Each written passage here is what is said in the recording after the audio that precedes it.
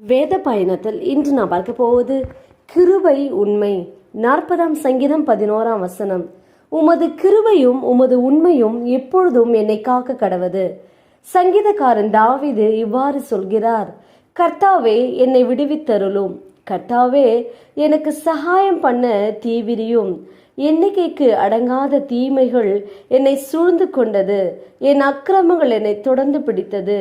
நான் நிமிர்ந்து பார்க்க கூடாதிருக்கிறது.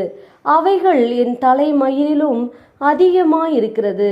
என் இருதயம் சோர்ந்து போகிறது என்று சங்கீதக்காரன் தாவீது கர்த்தரை நோக்கி விண்ணப்பித்தான். கர்த்தருடைய கிருபையும் அவருடைய உண்மையும் எப்பொழுதும் தாவீதை காத்து கொண்டது. ஆம், உங்களையும் தேவனுடைய கிருபையும் உண்மையும் எப்பொழுதும் உங்களை காக்கும்.